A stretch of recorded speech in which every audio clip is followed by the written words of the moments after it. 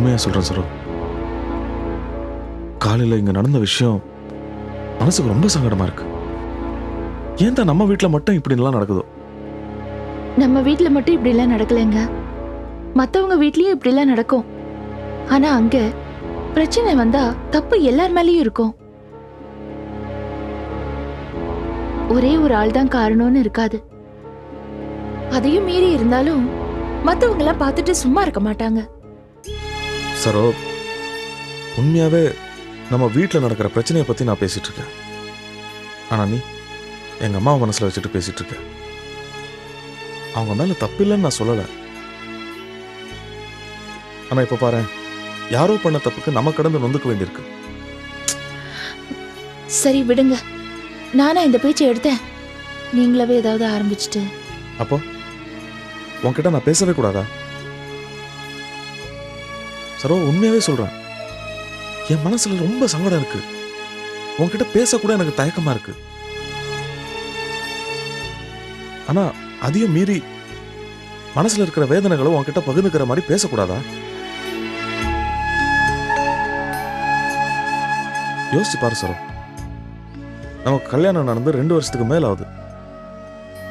எத்தனை நாள் இதுல நம்ம சந்தோஷமா இருந்திருக்கோம்? உண்மையாவே சொல்றேன் சரோ, நம்மளை விட வருத்தமோ வேதனையோ வேற யாருக்கும் வந்திருக்காது. ஆனா என் மனசுலயும் ஆசை இருக்கு, சந்தோஷமா இருக்கணும், நிம்மதியா இருக்கணும்னு. என்ன சரோ, எதுவுமே பேச மாட்டேங்கிற? எனக்கு புரியலங்க. இதுல நான் என்ன தப்பு பண்ணேன்? நீ தப்பு பண்ண நான் சொல்லல சரோ. ஆனா நம்ம வாழ்க்கையை அமைதியா வச்சுக்கணும், நிம்மதியா வச்சுக்கணும். அது நம்ம கையில தான் இருக்கு. சொல்லுங்க, நான் என்ன பண்ணணும்? இனிமே என்ன பிரச்சனை வந்தாலும் நம்ம பங்குக்குன்னு அழட்டிக்க கூடாது. நம்ம ஒருத்தர் புரிஞ்சுக்கிட்டு சந்தோஷமா நிம்மதியா இருக்கணும்.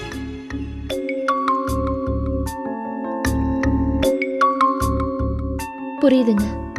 ஆனா எனக்கு ஒரே ஒரு சந்தேகம். என்ன? நீங்க சுத்தி வளைச்சு என்ன பேசுறீங்க? உங்களுக்கு ஏன் தயக்கமா இருக்கு? இதெல்லாம் ஓரளவுக்கு எனக்கு புரியுது.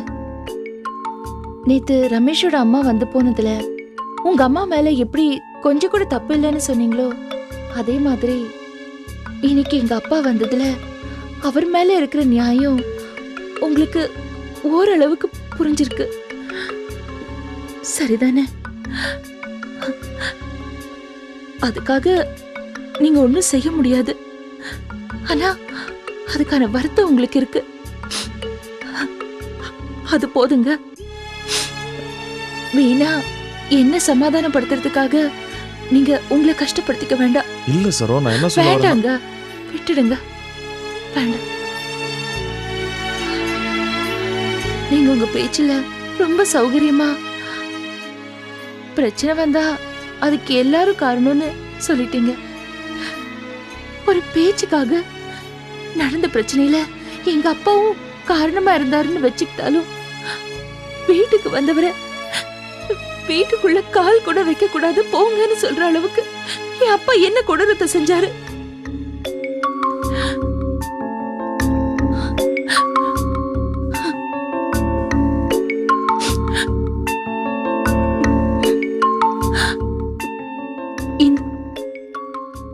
இந்த ஆதங்கம் கூட நம்ம சந்தோஷத்துக்கு தடையா இருக்கும்னு நீங்க நினைச்சீங்கன்னா,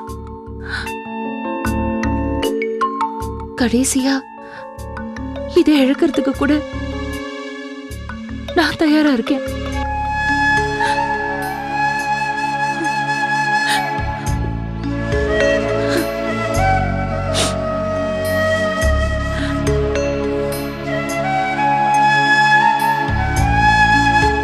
எந்திரிச்சு உட்கார போறீங்களா? நீங்க எந்திரிச்சு உட்கார போறீங்களா? ஐயோ இருப்பா பாரு, நீ என்ன முறைக்கிற? ஒன்ன கொஞ்சல நான் குட்டிச்செல்லாம் அடடே, இது பாரு ரொம்ப முறைக்காத. உங்க அப்பா வந்துட்டான், உங்க அப்பா கிட்ட சொல்லு. முறைக்கிறத பாரு. ஓ என்னப்பா லீலா எங்க? லீலா குளிச்சுக்கிட்டு இருக்குப்பா. நீ இந்த குழந்தைங்களை பார்த்துக்கோ, நான் இந்த பக்கத்தில் கடை வரைக்கும் போயிட்டு வந்துடுறேன்.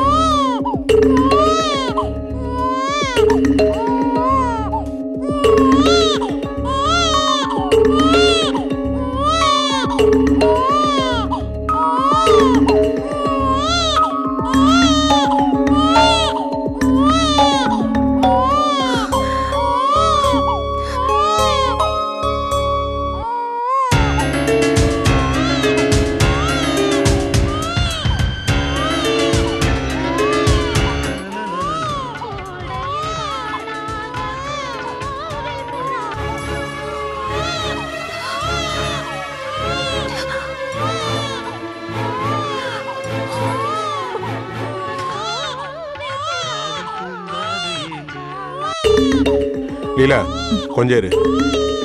சரிடா சரிடா. உனக்காக நானே கடைக்கு போய் செலக்ட் பண்ணி இந்த புடவையை வாங்கிட்டு வந்தேன். நல்லா இருக்கா?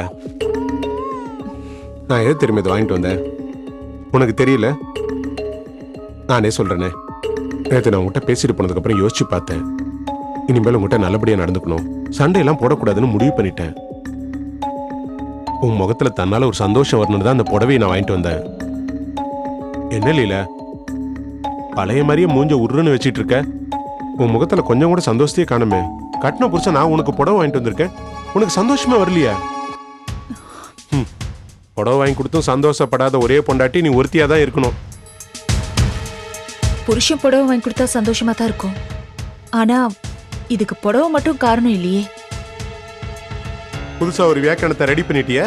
வியாக்கியானம் இல்லைங்க, உண்மையதான் சொல்றேன். புருஷனோட பல நடவடிக்கைகள் ஒழுங்கா இருந்து புடவை வாங்கி கொடுத்தா தன்னால சிரிப்பு வரும். ஆனா நீங்க சின்ன சின்ன விஷயத்தை கூட மாத்திக்க மாட்டேன்னு உறுதியா இருக்கீங்க.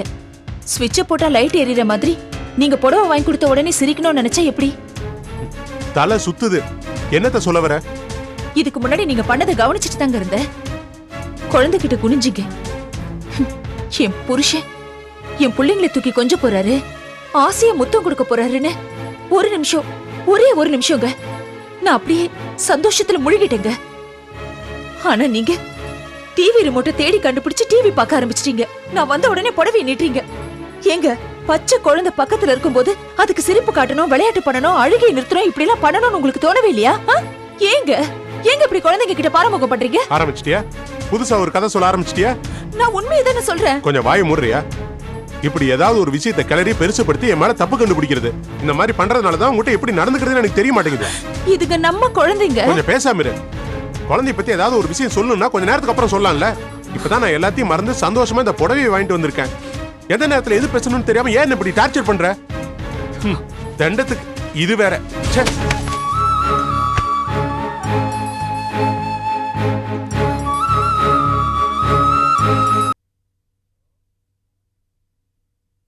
சரோ சரோ வரேங்க. என்னங்க? சரோ, குழந்தைக்கு ஏதோ மருந்து வாங்கணும்னு சொன்னீங்க.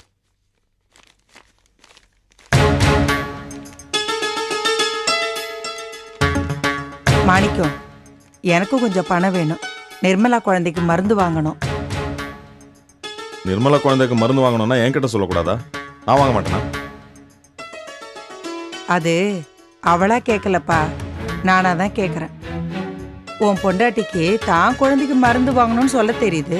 இந்த வீட்டுல இன்னொரு குழந்தை இருக்கு, அதுக்கு மருந்து வாங்கணுமா வேண்டாமா கேட்க தோணலையே. ஏமா அவ கேட்கணும்னு ஏன் எதிர்பார்க்குறீங்க? நிர்மலா, என்ன வேணும் சொல்லுமா. இல்லண்ணே, இப்ப எதுவும் வேண்டாம். ஏமா சின்ன பிள்ளைத்தனமா அடம் பிடிக்கிற? மாணிக்கம், நான் சொல்றேன்னு நீ தப்பா நினைக்காத. நிர்மலாவுக்கு மாசம் ஆனா அவ கையில கொஞ்சம் பணம் கொடுத்துரு.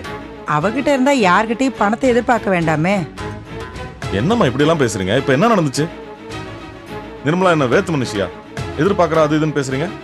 அதுக்கு இல்லப்பா, நான் உண்மையத்தான் சொல்றேன். என்னைக்கு நிர்மலா மனசு ஒடிஞ்சு வீட்டை விட்டு வெளியே போனாலோ அதுக்கப்புறம் அவ அடுத்தவங்க கிட்ட இருந்து தள்ளி நிக்கிறதானே நல்லது.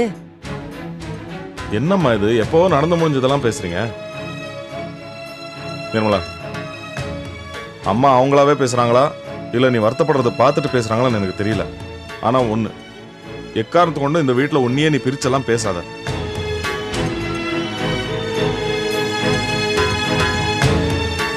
இந்தாங்கம்மா பணம். மருந்தெல்லாம் நானே வாங்கிட்டு வரேன்.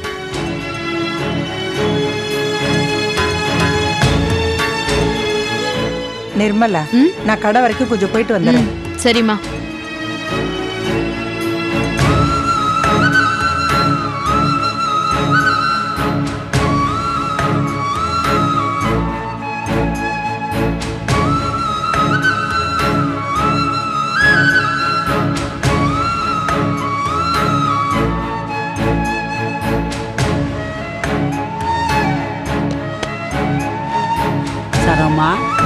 அம்மாடி சாமியோ, ஆத்தாளும் மகளும் பொழுது விடிஞ்சா யாருகிட்ட எப்படி சண்டை எடுக்கலாங்கிற யோசனையிலே இருப்பாங்க போல இருக்கு. ஆ, என்ன கிழவி? வந்துட்டா. நாங்க அந்த பக்கம் போனோன்னு என்ன புரளி பேச வேண்டியிருக்கு? என்ன பண்றதுடி அம்மா, உங்களை மாதிரி நேருக்கு நேர் புரணி பேசுற பழக்கம் எனக்கு வரலடி அம்மா. பின்னடி நானும் அவளும் ஏதோ பேசிக்கிட்டு இருக்கோம்னா உங்களை பத்தி தான் பேசுறோம்னு நினைக்கிறது தப்பு இல்லையம்மா. ஐயோ, இல்லன்னா உங்களை பத்தி தெரியாது பாரு எனக்கு. என்ன நிர்மலா இது? நீயும் பாட்டியும் பேசுறதுல என்னையே இழுக்கிறீங்க? ஹலோ, உங்ககிட்ட நான் ஏதாவது சொன்னா கேட்டனா? நான் பாட்டு கிழவி கிட்ட பேசிட்டு இருக்கேன். எப்ப நீங்க என்ன வீட்டை விட்டு துரத்துனீங்களோ அப்பவே நான் முடிவு பண்ணிட்டேன் உங்களுக்கும் எனக்கும் எதுவும் இல்லைன்னு. இத பாரு நிர்மலா, ஒரு பொய்யை திரும்ப திரும்ப சொன்னா அது உண்மையாயிடும். மத்தவங்களுக்கு தெரியாது அன்னைக்கு என்ன நடந்துச்சுன்னு. ஆனா உனக்கும் தெரியும் எனக்கும் தெரியும் அன்னைக்கு என்ன நடந்துச்சுன்னு. அதனால நீ எத்தனை தடவை வேணாலும் நான் தான் உன்னை வீட்டை விட்டு துரத்திட்டேன்னு சொன்னாலும் நான் வருத்தப்பட மாட்டேன். பாத்தியா கிழவி, என்னவோ பொறுமையின் சீக்கிரம் அது இதுன்னு பேச விரும்பாதவளை கூப்பிட்டு வம்பிழுக்கிறது பாத்தியா? நான் நினைச்சிருந்தா இந்த அம்மா இந்த வீட்டுக்கு வந்திருக்க முடியாது, தெரிஞ்சுக்க. வேண்டாம், இந்த வாழ்க்கை நான் போட்ட பிச்சை, அத மறந்து ஆட வேண்டாம். நிர்மலா, வாய மூடு. என்ன பேசுற நீ? விட்டா பேசிக்கிட்டே இருப்ப போல இருக்க. சின்ன விஷயத்த பெரிய விஷயம் ஆக்குறியம்மா. வா உள்ள போய் வேற இருந்தா பார்ப்போம்.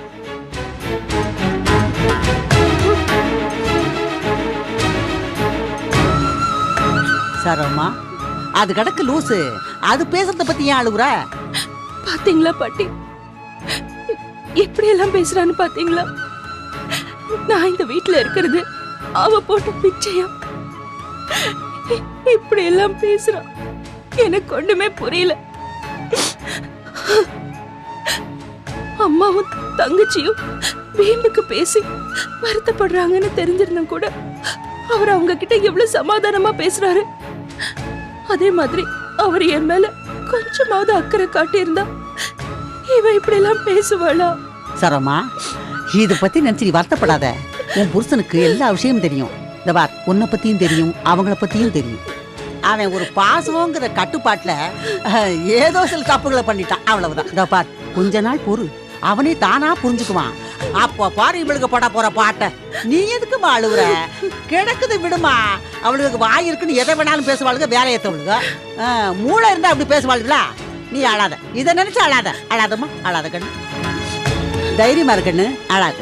ராசாத்தி இல்ல.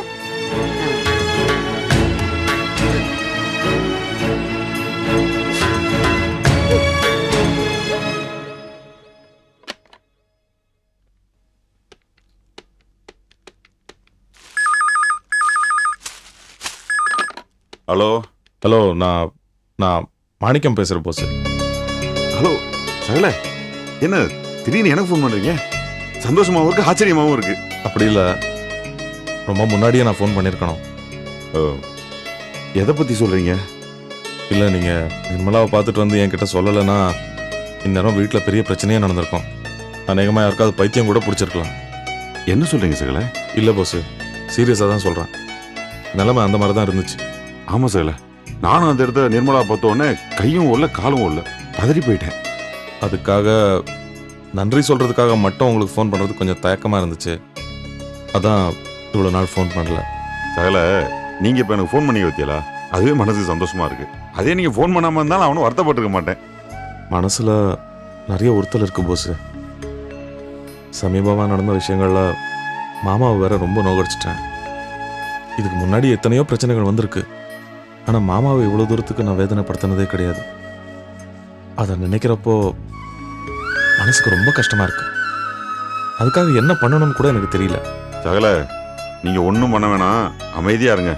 மாமா பக்குவமானவர், எல்லாத்தையும் புரிஞ்சுக்குவார். நீங்கள் எதுவும் சங்கடப்படாமல் பேசாமல் இருங்க. மாமாவோட வயசு இருக்குல்ல, மூத்த மனுஷன். கொஞ்ச நேரம் வருத்தப்பட்டாலும் அதை பக்குவப்படுத்திக்கிற மனசு அவருக்கு இருக்கு. நீங்கள் எதுவும் சங்கடப்படாமல் சந்தோஷமா இருங்க. இந்த காலம்லாம் ஒரு நாளைக்கு மாறும், அது வரைக்கும் பொறுமையாக இருங்க. நீங்கள் சொல்கிறது சரியாக இருந்தால் சந்தோஷம்தான். சரி போஸ், அப்போ நான் வச்சிருவா.